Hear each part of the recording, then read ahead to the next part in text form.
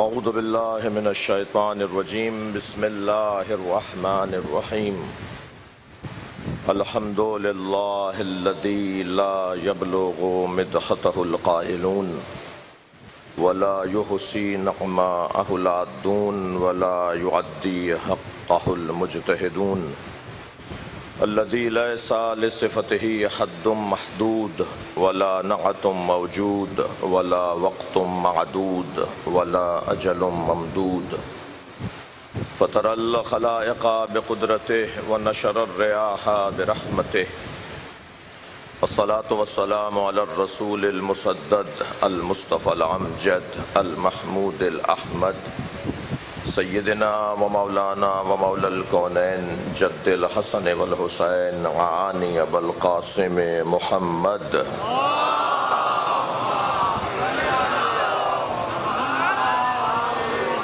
وآلہ الطیبین الطاہرین المعصومین الذین قال اللہ انما یرید اللہ لیذہب عنکم الرجس اہل البیت ویطہرکم تطہیرا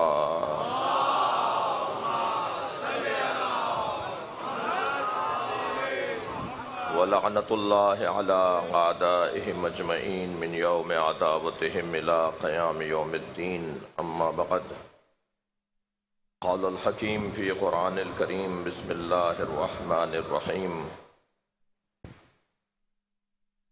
فَلَا وَرَبِّكَ لَا يُؤْمِنُونَ حَتَّىٰ يُحَكِّمُوكَ فِيمَا شَجَرَ بَيْنَهُمْ ثُمَّ لَا يَجِدُوا فِي أَنفُسِهِمْ حَرَجًا مِّمَّا قَضَيْتَ وَيُسَلِّمُوا تَسْلِيمًا صلوات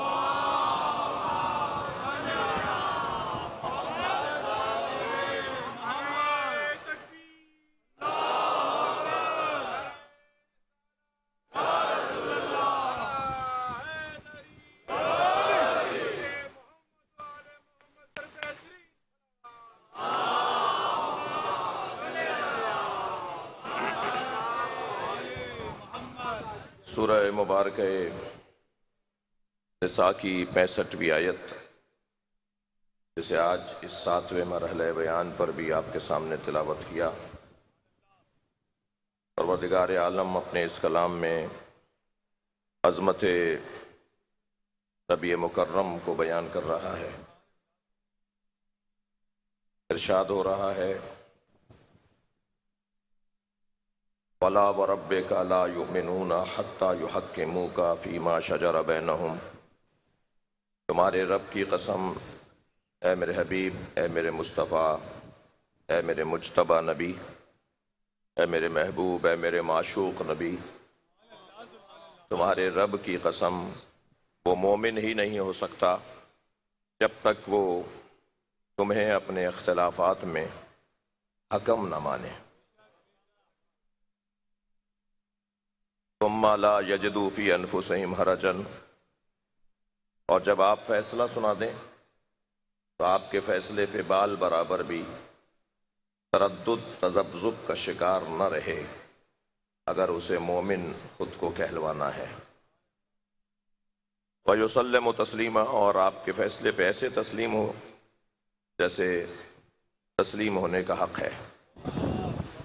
مولا علی نے ایک چور کی انگلیاں حد جاری کی، اس کی انگلیاں کاٹیں، کیونکہ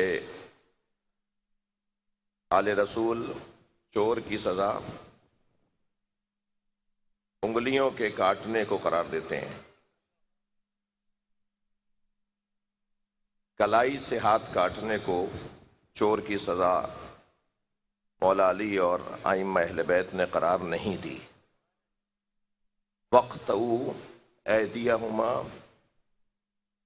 ان کے ہاتھ کاٹ دو، یہ قرآن نے حکم دیا، تو ہاتھ کہاں سے کٹے گا؟ ہاتھ تو کلائی سے کاٹنے کو بھی ہاتھ کے کاٹنا شمار ہوگا، اور کونی سے بھی اور بازو سے بھی، لیکن ائمہ اہل بیت نے جب چور کی سزا ہاتھ کاٹنا تجویز فرمائی تو پھر حکم دیا کہ اس کی انگلیوں سے اس کے ہاتھ کو کاٹو، کیونکہ قرآن مجید فَاكْتُبُوهُمْ بِأَيْدِيهِمْ، وہ اپنے ہاتھوں سے لکھتے ہیں، یہ بھی تو قرآن کا حکم ہے نا، وہ اپنے ہاتھوں سے لکھتے ہیں. تو معصوم فرماتے ہیں یہ اپنی انگلیوں سے لکھتے ہیں.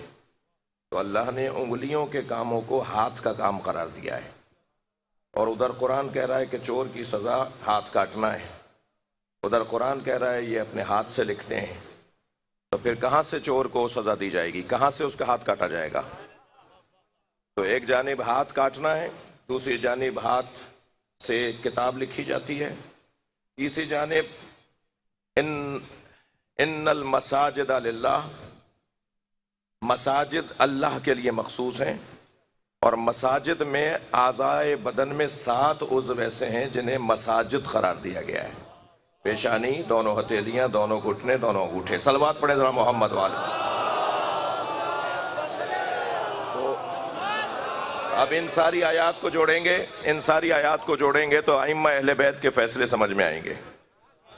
لہٰذا امام نے، مولا علی نے بھی، اور امام علی نقی کے زمانے میں بھی جب چور کی سزا ایک بحث کا شکار ہوئی، فقہا میں بحث چھڑی کہ چور کی سزا جو ہاتھ کاٹنا ہے، تو کسی نے کہا کہ جی کلائی سے کاٹو، کسی نے کہا کونی سے کاٹو، کسی نے کہا آدھی اس کی بازو سے کاٹو، کسی نے کہا بالکل بازو کے وسط سے کاٹو. تو امام علی نقی نے فرمایا نہیں، اس کا ہاتھ انگلیوں سے کاٹا جائے گا.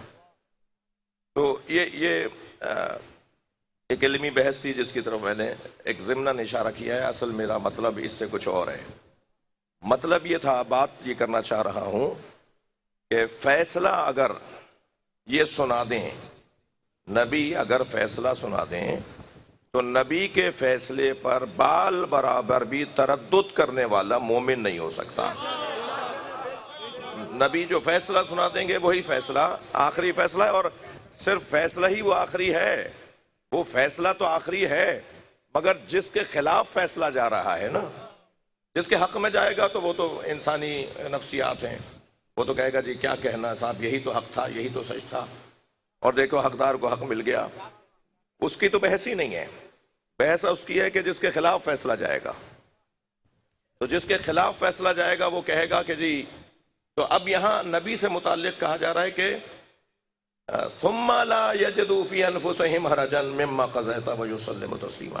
جب میرا نبی فیصلہ سنا دے تو پھر اس فیصلے پہ بال برابر بھی تردد نہ کرنے والا مومن ہے، اور ایسے تسلیم کرے میرے نبی تمہارے فیصلے کو جیسے تسلیم کرنے کا حق ہے. میں ان بچوں جوانوں کو یہ حق ہے کا مطلب روشن کرنا چاہ رہا ہوں. ان پر یہ بات روشن کرنا چاہ رہا ہوں کہ یہ حق ہے کا کیا مطلب ہے، کیسے ہو حق کیسے ادا ہوگا بھائی. یعنی اگر آپ کے خلاف بھی فیصلہ نبی سنا دیں، خدا نخواستہ کسی کے خلاف فیصلہ سنا دیں، تو سرکار کے فیصلے کو تسلیم کر لینا، ایسے تسلیم کرنا جیسے تسلیم کرنے کا حق ہے. اسے ذرا ایک منظر میں آپ کے سامنے رکھنا چاہ رہا ہوں تاکہ تفسیر آیہ کریمہ بھی بیان ہوتی رہے، اور اس سے متعلق جو مضامین ہیں آج 7ویں مجلس میں بھی اسے بیان کر سکوں. میرے مولا علی نے ایک چور کی انگلیاں کاٹیں، جی جیسے میں نے ابھی بحث مقدمہ مکمل کیا، انگلیاں کاٹ دیں، اور جب حد اس کی جاری ہو گئی تو اس نے کٹی ہوئی انگلیاں اپنے دوسرے ہاتھ سے اٹھائیں، اور کوفے کے چاراہے پہ کھڑے ہو کر اس نے آوازیں دینا شروع کی کہ آؤ یہ میں بتاتا ہوں کہ یہ حد کس نے جاری کی ہے. آپ یقین جانیے اب اگر ایسا ماحول ہو تو پھر کیا بنتا ہے، کیا ہوتا ہے. یعنی وہ بھی آئیں گے سننے کے لیے جو علی کے چاہنے والے تھے، اور وہ بھی آئیں گے جو علی سے کوئی دل گرفتہ تھے. تم بڑا مجمع لگ گیا. جب وہ کہنے لگا میں بتاتا ہوں یہ انگلیاں کس نے کاٹی ہیں، جب مجمع جمع ہو گیا تو کہنے لگا یہ انگلیاں اس نے کاٹی ہیں جو نہ ہوتا تو نبی کے بستر پہ سونے والا کوئی نہیں تھا.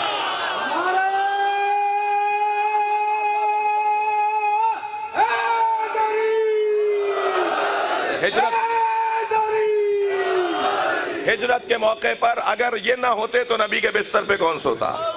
فرمایا یہ انگلیاں اس نے کاٹی ہیں جو نبی کی پیاری دختر فاطمہ کا شوہر ہے. یہ انگلیاں اس نے کاٹی ہیں جس نے باب خیبر کو فتح کیا، جس نے جنگ خیبر کو فتح کیا، جس نے جنگ بدر میں مارکا دکھایا. اب مولا کے فضائل پڑھ رہا ہے، مجمع میں سے ایک شخص کی آواز آئی علی تمہارے ہاتھ کاٹیں، علی تمہاری انگلیاں کاٹیں اور تم علی کے فضائل پڑھو. تو بھائی جملہ ہے جو تاریخی جملہ ہے، اور مجھ اور آپ ہم سب کو اپنے ذہنوں پر حاکم بنانے کا جملہ ہے. کہنے لگا فضائل اسی کے پڑھے جائیں گے جو عدل الہی کو نافذ کرے گا. صلوات پڑھیں محمد و آل محمد.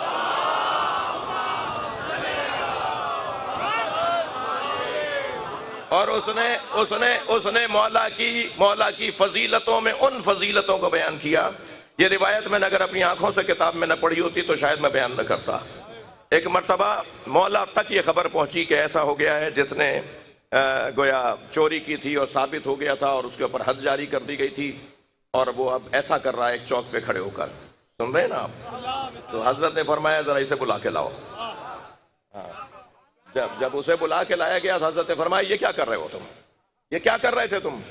تو بھائی اس نے تو یہ جملہ نہیں کہا، مگر مجھے اس کی زبان بے زبانی سے ذرا اس کی ترجمانی کرنے کا ایک جملے کا حق دے دیجئے. عجب نہیں، اس نے کہا مولا آپ اپنا کام کیجئے، میں اپنا کر رہا ہوں. مولا نے فرمایا یہ تم نے کیا کیا؟ کہنے لگا یا علی میرا دل کر رہا تھا کہ میں آپ کے فضائل پڑھوں، اور مجھے اس سے اچھا موقع نہیں ملا کہ جو مجھے آپ کے فضائل سننے کے لیے مجمع ملتا. تو مولا نے اس کی نیت کو دیکھا، اس کی ذہنیت کو دیکھا، اس کے خلاف فیصلہ کیا تھا تب بھی اسے یسلم و تسلیمہ دیکھا. تو مولا نے اس کی کٹی ہوئی انگلیاں اس کے ہاتھ کے ساتھ رکھیں اور ایک ارادہ فرمایا تو اس کی انگلیاں جڑ گئیں. جیسے پہلے وہ کٹی ہی نہیں تھیں. تو کسی نے کہا یا علی وہ انگلیوں کا کاٹنا کیا ہے، یہ انگلیوں کو جوڑنا کیا ہے؟ فرمایا وہ عدل الہی کا جلوہ تھا، یہ کرم پروردگار کا جلوہ.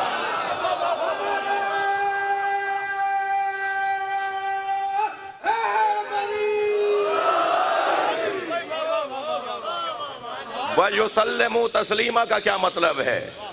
یعنی جب نبی فیصلہ سنائے تو پھر نبی کے فیصلے پہ چوں چرا اگر مگر،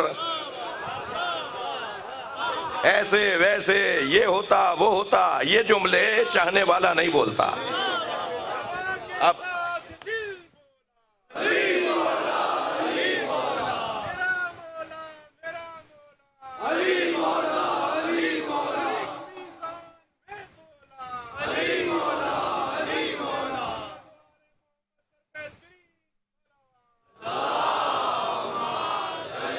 بھائی بہت بڑا مجمع ہے ماشاءاللہ. آج شرکت آپ کی ہر روز کی طرح بھرپور ہے. بلند ترین صلوات نبی اور آل نبی پر. اللہم صلی علی محمد و آل محمد. میرا تو دل کہہ رہا ہے آپ اس سے بلند بھی پڑھ سکتے ہیں. اللہم صلی علی محمد و آل محمد. یقین جانیے جو صلوات ہے نا، صلوات وہ عبادت ہے کہ جس کی ادائیگی کے موقع پر عرشی فرشتے متوجہ ہوتے ہیں. اور حدیث مبارکہ میں ہے کہ ارفعوا اصواتکم عند صلاۃ علیہ، جب مجھ پہ صلوات بھیجو تو اپنی آوازوں کو بلند کرو. اس لیے کہ جب تم بلند صلوات بھیجتے ہو تو دلوں سے منافقت نکلنے لگتی ہے. بھائی ہمارا مطلب ہے صلوات پڑھیں محمد و آل محمد.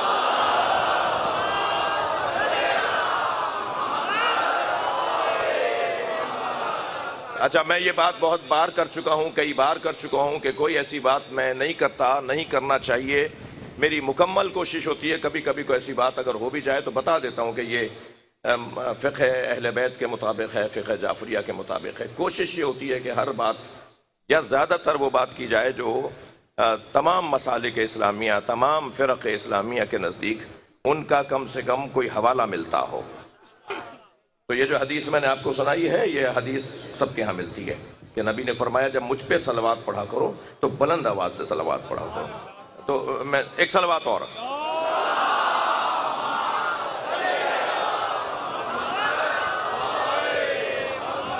تو اب یہ اس آیہ کریمہ میں اب میں مضمون کو اور آگے بڑھا رہا ہوں. یسلم تسلیمہ، ایسے تسلیم کریں نبی کے فیصلے کو جیسے تسلیم کرنے کا شکریہ حق ہے.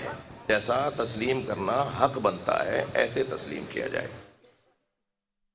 یہ آپ نے آیت سنی اور اس کو ایک مرتبہ پھر اس زاویے سے ذرا توجہ فرمائیں. فَلَا وَرَبِّكَ لَا يُؤْمِنُونَ حَتَّى يُحَكِّمُوكَ. اے میرے حبیب تمہارے رب کی قسم، یہ تمہارے رب کی قسم کہہ کر پروردگار عالم نے نبی سے اپنے پیار کو اور اپنے تعلق کو، اپنی محبت کو اور اپنائیت کو ظاہر کیا ہے. رب تو وہ ہمارا بھی ہے، رب تو وہ رب ابل بھی ہے، رب بقر بھی ہے، وہ تو ہر جانور کا بھی رب وہی ہے. کوئی پتھر نہیں ہے جو اس کی ربوبیت کے بغیر ہو. کوئی پودا نہیں ہے جو اس کی ربوبیت کے بغیر ہو. بھائی آپ نے آم کی گٹھلی دبائی تو کھجور کا درخت نہیں نکلا. جو اللہ نے اسے رستہ دیا ہے اسی پہ چل رہا ہے. سورج ایک لمحے کے لیے بھی دیر نہیں کرتا نکلنے میں، اور ایک لمحے کے لیے بھی دیر نہیں کرتا ڈوبنے میں. جو ٹائم اسے اللہ نے دے دیا ہے، یعنی پکا مسلمان ہے. مگر یہ پکا مسلمان اس لیے آپ سے جو راغب ہی نہیں ہے خود کو ملت ابراہیم میں شمار کرنے کا، اس سے زیادہ تو بے وقوف کوئی نہیں ہے. یہ بھی قرآن کی آیت ہے. ایک صلوات پڑھیں تو میں ان کی تفسیر کروں.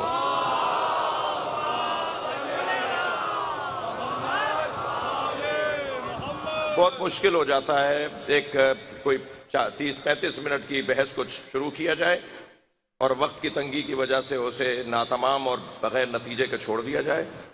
اور جو باتیں کی گئی ہیں وہ بھی ضروری تھیں، اور جو بات کرنے جا رہا ہوں وہ بھی بہت ضروری ہے. اصلی مضمون آپ کے ہاتھ میں آ گیا کہ ہم امت مصطفیٰ اور ملت ابراہیم ہیں. ملت ابراہیم کا نام، امت مصطفیٰ کا نام مسلمان. ہوا سماکم المسلمین، سرچ کر لیجیے آیت.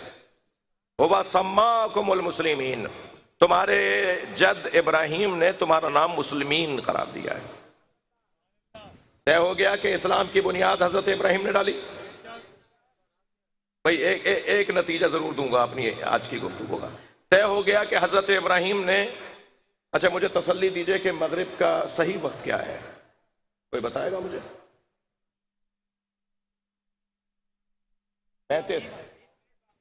35 نہیں، 20 منٹ سے تو زیادہ وقت ہے. آدھا گھنٹہ میرے حساب سے ہونا چاہیے. 30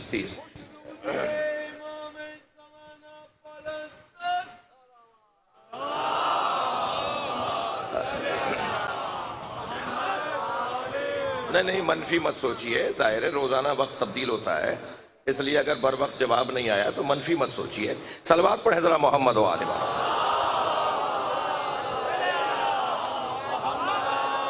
اس سے بلند صلوات پڑھ لیجئے.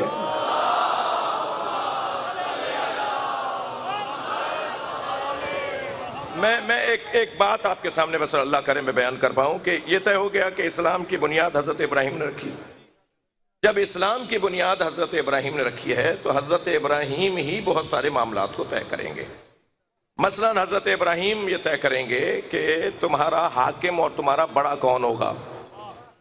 مثلا حضرت ابراہیم ہی یہ طے کریں گے کہ کسے تم اپنا حکم مانو گے. بہت سارے اعمال ہیں جو حضرت ابراہیم کے مطابق آپ انجام دیتے ہیں. ابھی آپ نے کچھ دن پہلے قربانی کی ہے، یہ حضرت ابراہیم ہی نے آپ کو قربانی کا جذبہ دیا تھا. یہ پاکستان نہیں، پوری دنیا کے صاحبان ثروت اور صاحبان صحت لوگ، پیسے والے لوگ اور صحت مند لوگ، یہ دو اگر ٹھیک ہو جائیں تو معاشرہ ٹھیک ہو جائے گا. ان دونوں کو اللہ حج پہ بلاتا ہے، پیسے والوں کو بھی، صحت والوں کو بھی. تو انہی کی وجہ سے معاشرے میں فساد بھی ہے اور انہی کی وجہ سے معاشرے میں ترقی بھی ہے.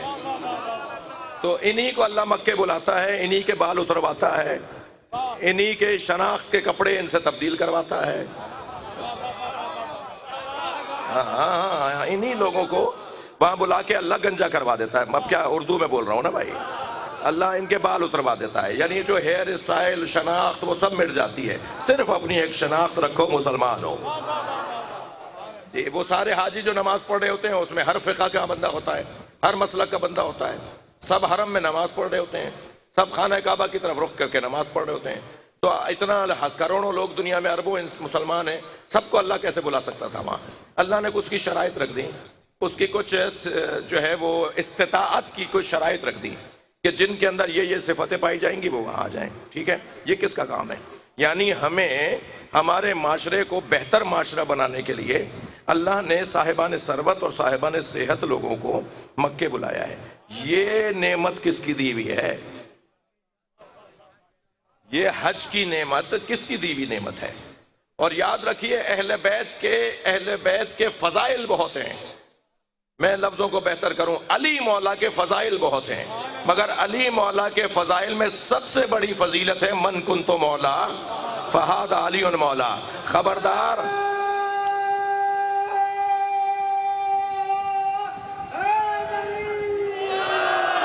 میں جس جس کا مولا علی اس کا مولا. یہ جو مولا علی کی فضیلت مولائیت ہے نا، یہ بھی حضرت ابراہیم کی وجہ سے ملی ہے. حج سے لوٹ رہے ہیں نا سرکار، صلوات پڑھ لیں محمد و آل محمد پر.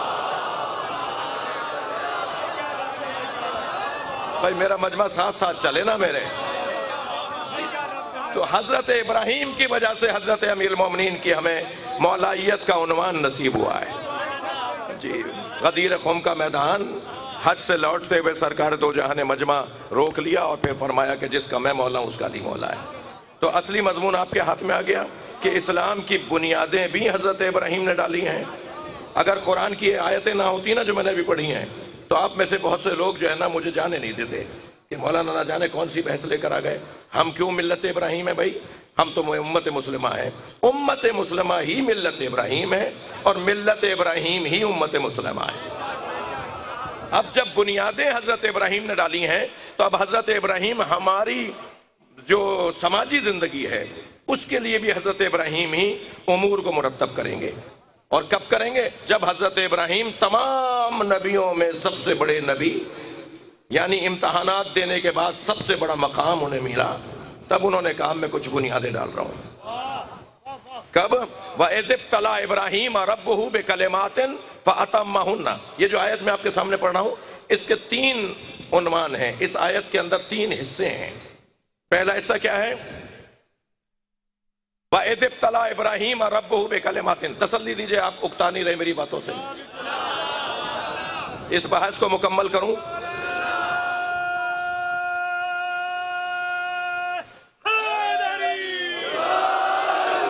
وَإِذِ ابْتَلَىٰ إِبْرَاهِيمَ رَبُّهُ بِكَلِمَاتٍ. پہلا عنوان، جب ابراہیم کے رب نے ابراہیم کو آزمایا. آزمائش، امتحان. فَأَتَمَّهُنَّ، آزمائش میں کامیابی. دوسرا عنوان، قَالَ إِنِّي جَاعِلُكَ لِلنَّاسِ إِمَامًا. دوسرا عنوان، جب ابراہیم نے آزمائش دے دی تو اللہ کا اعلان ہوا، اللہ کی طرف سے آواز آئی، اے ابراہیم لوگوں کا اب ہم تمہیں امام بنا رہے ہیں. دوسرا عنوان ہے امتحان کے بعد ذمہ داریاں. امتحان اور آزمائش کے بعد امامت. جیسے ہی کہا قَالَ إِنِّي جَاعِلُكَ لِلنَّاسِ إِمَامًا، ہم تمہیں لوگوں کا امام بناتے ہیں، تو حضرت ابراہیم نے فوراً فرمایا وَمِن ذُرِّيَّتِي، میری اولاد میں امامت. یہ تیسرا عنوان. جی ایک اور عنوان سنا دوں. جواب اللہ کا یہ آیا لا ینال عہد الظالمین، ہمارا یہ عہدہ امامت ظالموں تک نہیں پہنچے گا. بھائی توجہ بڑھائیے، اس آیہ کریمہ میں ایک عنوان ہے حضرت ابراہیم کا امتحان، دوسرا عنوان ہے حضرت ابراہیم کی امامت، اور امامت بھی نص کے مطابق. جب ابراہیم جیسا نبی امتحان دیے بغیر، اور صرف امتحان بھی نہیں، اللہ کی طرف سے منتخب امام نہ ہو تو بغیر امتحان دیے لوگ کیسے امام بن جائیں گے؟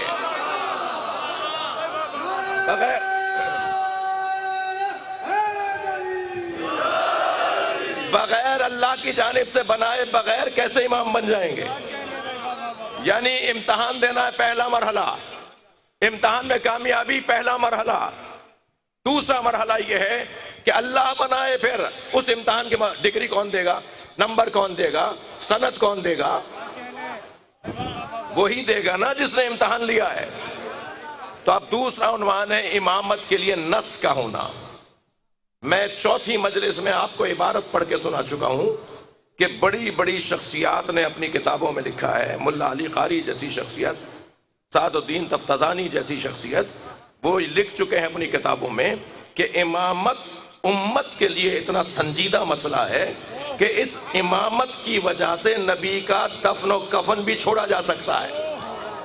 میں عبارتیں سنا چکا ہوں، آپ کو ایک صلوات پڑھیں ذرا محمد و آل محمد.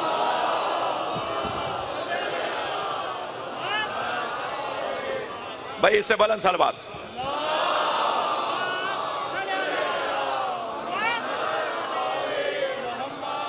یعنی اتنا سنجیدہ مسئلہ ہے. امت کے نزدیک اتنا سنجیدہ مسئلہ ہے کہ نبی کے دفن و کفن کو بھی چھوڑ سکتے ہیں. کہہ رہے ہیں نا, کہا ہے نا, لکھا ہوا ہے نا. تو اب امامت امتحان کے بعد نص کے مطابق امامت, اور صرف نص کے مطابق امامت. تیسرا مرحلہ اولاد کے لیے امامت. چوتھا مرحلہ لا ینال عہد الظالمین. یہ نہیں کہا اللہ نے کہ آپ کی اولاد میں امامت نہیں آئے گی. یہ کہاں کہا اللہ نے؟ جب فرشتوں نے کہا یہ خون بہائے گا تو اللہ نے کب کہا نہیں بہائے گا؟ اللہ نے کہا انی اعلم ما لا تعلمون, جو میں جانتا ہوں وہ تم نہیں جانتے. اللہ نے کب کہا نہیں بہائے گا؟ اور اللہ نے کب کہا کہ بہائے گا؟ اللہ نے کہا میں جو جانتا ہوں وہ تم نہیں جانتے. حضرت ابراہیم فرما رہے ہیں کہ میری ذریت میں, میری اولاد میں امامت. تو اللہ نے کیا کہا کہ نہیں ہوگی امامت؟ اللہ نے کہا ظالموں تک امامت نہیں پہنچے گی, یعنی عصمت. امتحان نص انی جاعلک للناس اماما, نص کے مطابق امامت, حکم الہی کے مطابق امامت. اللہ امام بنائے گا. بھائی میرے پاس وقت تنگ ہو گیا, مگر مجھے اگر وقت ہوتا تو میں 10 آیتیں تو مجھے اس وقت یاد ہیں جو میں آپ کو سنا دوں کہ کہاں کہاں اللہ نے کہا ہے خلیفہ میں بناؤں گا, امام میں بناؤں گا, ملک میں بناؤں گا, حاکم میں بناؤں گا. ایک مرتبہ بھی اگر کوئی کہہ دے یہ کام میں کروں گا تو ادب کا تقاضا نہیں ہے کہ وہ کام کرنے سے پہلے اس سے پوچھ لیا جائے کہ اللہ تو کیا چاہتا ہے؟ ایک دفعہ تھوڑی کہا ہے اس نے. اگر ایک دفعہ بھی کہا ہوتا تو تب بھی حکم یہی تھا. اس نے تو بار بار کہا ہے کہ یہ کام میرا ہے. معاشرے کی سربراہی, معاشرے کا سربراہ بنانا تمہارا کام نہیں ہے. معاشرے کا سربراہ بنانا میرا کام ہے. جب انہوں نے کہا میری اولاد میں سربراہی جائے گی تو اللہ نے کہا لا ینال عہد الظالمین, یعنی عصمت. توجہ ہو گئی آپ حضرات کی؟ یعنی عصمت کے مطابق. عزیزو یہ بحث چھوڑ دو کہ پہلے امام سے لے کے 12ویں امام تک ہر امام کا بیٹا پچھلے امام کی جگہ آ کر امام بنا. یہ کیسے ہوا؟ یہ خاندانی مسئلہ ہے. بعض لوگوں کے دل میں خرابی خود ہوتی ہے, الزام رکھ دیتے ہیں مستشرقین کے اوپر, الزام رکھ دیتے ہیں مغربیوں کے اوپر کہ وہ غیر مسلم کہتے ہیں کہ خاندان میں کیسے ہوگا, بچوں میں کیسے امامت اور خلافت جائے گی, اولاد میں کیسے خلافت چلی جائے گی. بھائی غیر مسلموں کی بات چھوڑو, تم اپنی بات کرو. مسلمان ہو یا نہیں؟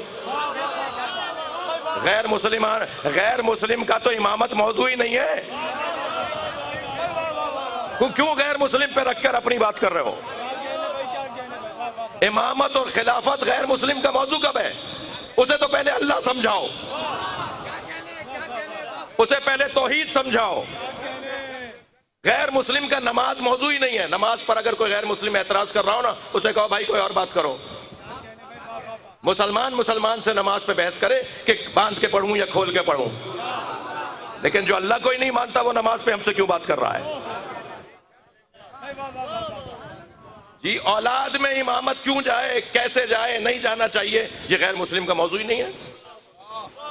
اور جس نے اس پر اعتراض اٹھایا ہے, اگر وہ اعتراض اٹھاتا ہے تو شاید زبان پہ تو کلمہ ہے مگر دل میں کوئی غیر مسلمی ہے.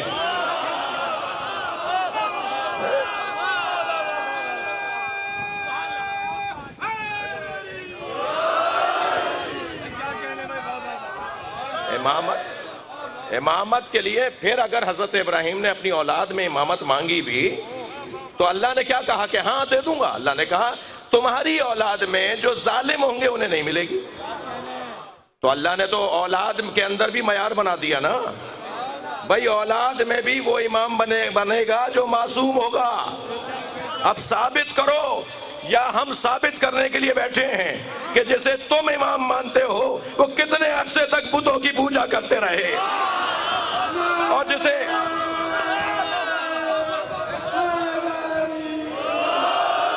جنہیں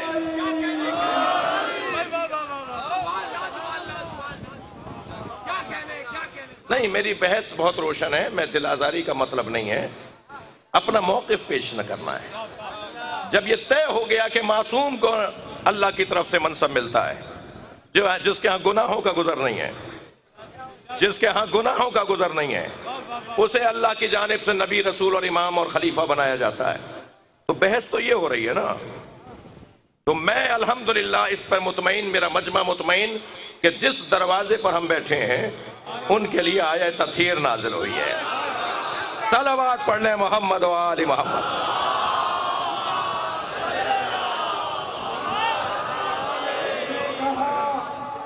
تو مورد الزام ہو گئے، ہم نے کہا تو مورد الزام ہو گئے۔ خیبر میں خود نبی نے کہا یا علی مدد نعرہ حیدری۔ ماشاءاللہ آپ نے میری بات منتقل ہوئی، اس کا ممنون ہوں۔ یہ وہ گھرانہ ہے جن کے دودھ پیتے بچے بھی تیروں کے آگے مسکراتے ہیں۔ یہ وہ گھرانہ ہے جن کا 11 سال کا کم سن نوخیز نوجوان یہ کہتا نظر آتا ہے کہ موت میرے نزدیک شہد سے زیادہ میٹھی ہے۔ اس کو تو ابھی جینے کی تمنا ہونی چاہیے۔ کہتے ہیں صاحب اس نے تو دیکھا کیا ہے، ابھی تو اسے زندگی گزارنی ہے۔ اس گھر کا تو 11 سال کا 13 سال کا جوان یہ کہتا نظر آئے احلا من العسل، موت میرے نزدیک شہد سے زیادہ شیریں ہے۔ جب شب عاشور امام حسین اپنے اصحاب سے ملاقات فرما رہے تھے اور ساری رات میرے مولا نے کل آنے والے دن کے حالات کو بیان کیا، تو اصحاب نے پوچھا کہ مولا ہمارا نام کل شہید ہونے والوں میں ہے؟ تو امام نے وہ فہرست پڑھ کر سنائی، دکھائی جو نبی نے امام حسین کو دی تھی، سرکار دو جہاں نے دی تھی کہ حسین تمہارے ساتھ کون کون شہید ہوگا۔ جب سب شہیدوں، سب مجاہدوں اور سب اصحاب کو امام نے یہ بات بتا دی اور حضرت کی ملاقات مکمل ہوئی اور لوگ اصحاب خیمے سے نکل کر اپنے اپنے خیموں میں جانے لگے، تو امام حسین نے دیکھا کہ اس بڑے خیمے کے کونے میں ایک جانب قاسم کھڑے ہیں۔ تو امام نے حضرت قاسم کو دیکھ کے فرمایا قاسم بیٹا تمہیں کچھ کہنا ہے اپنے چاچا سے؟ تو فرمایا چچا جان میرا نام بھی شہیدوں میں ہے۔ آج میرے محترم مجمع کو معلوم ہے نا ہم کس کی خدمت میں رہتے ہیں۔ جی تو امام سے فرمانے لگے چچا میرا نام بھی شہیدوں میں ہے۔ حضرت نے فرمایا قاسم تم تو بہت بڑے ہو، تمہارا چھوٹا بھائی علی اصغر بھی شہید ہوگا۔ تو جیسے یہ سنا نا کہ چھوٹا بھائی علی اصغر بھی شہید ہوگا، تو ایک مرتبہ انگڑائی لی، کمر کا پٹکا کھل گیا جوش کا، اور ایک مرتبہ غضب کی کیفیت میں فرمایا هل يصلون الى الخیام، کیا یہ قوم اشقیہ خیموں میں گھس آئے گی؟ اس لیے کہ میرا بھائی تو گہوارے میں ہے نا، میرا بھائی تو جھولے میں ہے۔ امام نے فرمایا نہیں قاسم، علی اصغر کو میں اپنی آغوش میں لے کے جاؤں گا، تمہارے بھائی کو شہید کیا جائے گا۔ جب صبح عاشور نمودار ہوئی تو عزاداروں بار بار آ کر امام حسین کے سامنے کھڑے ہو جاتے ہیں، چچا جان مجھے اجازت ہے، چچا جان مجھے اجازت ہے۔ اور امام ہر دفعہ فرماتے تھے تم اپنی ماں کا سہارا ہو، تم میرے بھائی حسن کی نشانی ہو، جو جہاں بیٹھا ہے جس کے مذہب میں رونا جائز ہے وہ تکلف نہ کرے۔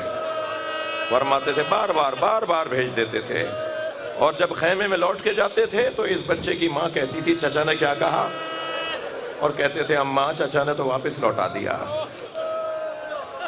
جناب ام فروہ علیہ السلام زوجہ امام حسن مجتبیٰ علیہ السلام جب انہوں نے یہ مرحلہ بار بار گزرتے دیکھا تو انہیں کچھ یاد آیا۔ انہوں نے اپنے صندوق سے ایک خط نکالا جو امام حسن نے اپنی شہادت کے موقع پر اپنی زوجہ کو دیا تھا، اور یہ کہہ کر دیا تھا کہ جب کوئی مشکل گھڑی آ جائے تو اسے کھول لینا۔ اب تک امام حسین نے ان بچوں پہ کوئی مشکل گھڑی آنے نہیں دی، تو اب یاد آیا کہ اب اس سے زیادہ اور کون سی مشکل گھڑی ہوگی۔ کربلا کا میدان ہے، کل شہادت نامے کے مطابق شہادتیں ہوں گی۔ جناب ام فروہ نے خط نکالا تو وہ امام حسن کا خط امام حسین کے نام تھا۔ اس میں لکھا تھا بھائی حسین کربلا میں میں نہیں رہوں گا، اجرکم اللہ اجرکم اللہ، حق ہے ایسے ہی پرسہ دینے کا۔ بھائی میری جانب سے میرے بچے قاسم کو قبول کر لینا۔ جناب ام فروا نے فرمایا قاسم تیار ہو جاؤ، میرے بچے اب تمہارے چچا نہیں لوٹ آئیں گے۔ اپنے بچے کو تیار کیا اور حضرت امام حسین کے سامنے آگے کھڑی ہوئیں۔ بڑی بھابھی ہے نا، آگے بڑھ کر امام نے سلام کیا۔ بھابھی آپ نے کیوں زحمت فرمائی، مجھے بلایا ہوتا؟ فرمایا یہ آپ کے بھائی حسن کا خط ہے جو آپ کے نام ہے۔ امام نے بھائی کی تحریر کو پہچانا، آنکھوں سے لگایا، بوسہ دیا۔ خط میں جو لکھا تھا وہ میں نے آپ کو سنایا۔ ایک مرتبہ عزاداروں سنیں گے، بڑا سا شہید تو کربلا میں علی اکبر بھی ہوئے، عباس علمدار بھی ہوئے، اون محمد بھی ہوئے، اور حضرت علی اصغر بھی ہوئے، مگر واحد مجاہد، واحد شہید ہیں حضرت قاسم، جن کی تحریر شہادت ان کے بابا نے لکھ کر دی۔ اسے پڑھنے کے بعد امام حسین نے قاسم کو گلے لگا کے اتنا گریہ کیا، کسی شہید کے ساتھ ایسا نہیں کیا امام حسین نے۔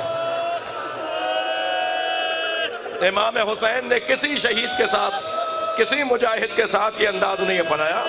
حضرت قاسم کو گلے لگا کے اتنا روئے کہ حتیٰ حسین غش کھا کے زمین پہ گر گئے۔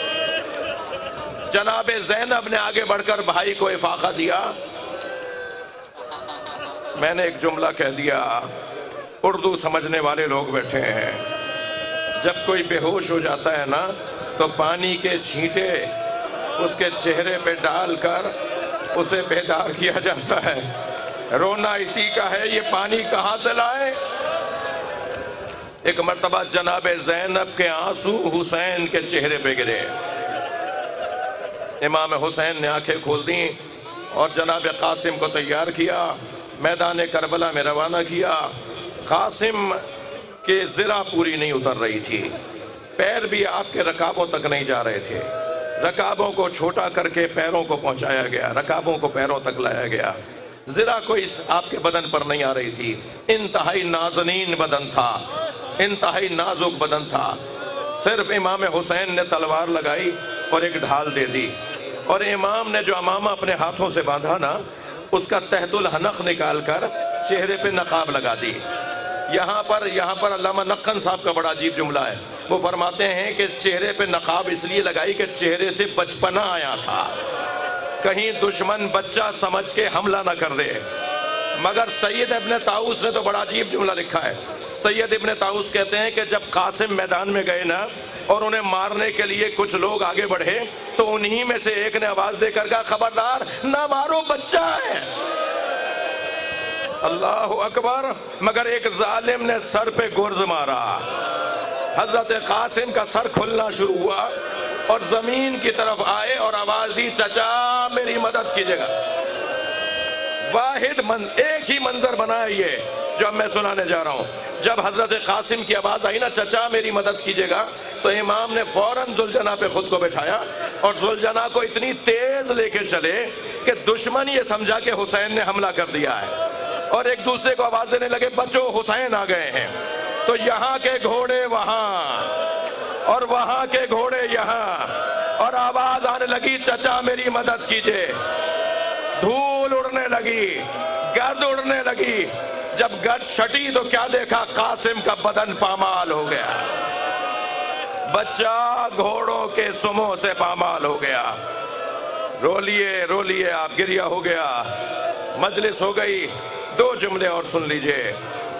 واحد لاشا ہے جو حسین کو ایک جگہ سے نہیں ملا،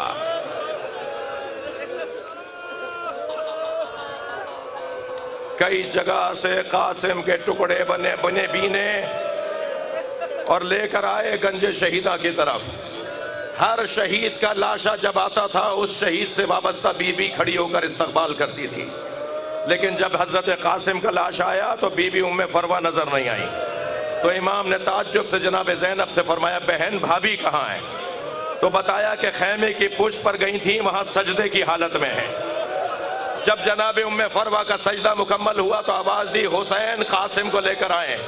اجرکم اللہ اجرکم اللہ، اپنی آوازوں کو آزاد کریں گے، میں مجلس مکمل کر رہا ہوں۔ جناب ام فروا وہاں آئیں جہاں قاسم کا پامال بدن رکھا ہوا تھا۔ اپنے بچے کا بدن دیکھنے کے بعد امام حسین سے فرمایا اے حسین مجھے قاسم کا کرتا دے دو۔ امام نے نہیں فرمایا کہ بھابھی اس کرتے کا کیا کریں گی جو چاک چاک ہو گیا، جو گھوڑوں کے سموں سے تار تار ہو گیا، مگر ایک ماں مانگ رہی تھی نا، امام حسین نے وہ خون بھرا کرتا دے دیا۔ بی بی ام فروہ نے وہ کرتا خیمے میں لے جا کے رکھ دیا۔ عاشور کا دن، عصر کا وقت بھی آ گیا، خیمے لوٹے، تبرکات لوٹے گئے۔ 11 محرم کو قافلہ کوفہ سے شام گیا، شام میں اسیر رہا، اسیری سے رہائی ملی تو تبرکات واپس آئے۔ ہر بی بی نے اپنی اپنی گٹھڑی اٹھائی ہوئی تھی، حضرت ام فروہ نے بھی اپنی گٹھڑی سینے سے لگائی ہوئی ہے۔ جب یہ قافلہ شام سے کربلا اور کربلا سے مدینہ گیا، بس آخری جملے، جب مدینہ پہنچی نا تو بار بار کہنے لگی میرا اونٹ جنت البقیع لے جاؤ، میرا اونٹ جنت البقیع لے جاؤ۔ اور جب جنت البقیع پہنچی، امام حسن کی قبر کے برابر میں بیٹھی، گٹھڑی کھولی، خون بھرا کرتا نکالا، امام حسن کی قبر پر پھیلا دیا۔ اے میرے والی، تمہارے بچے کی نشانی دیکھو۔ الا لعنت اللہ علی القوم الظالمین۔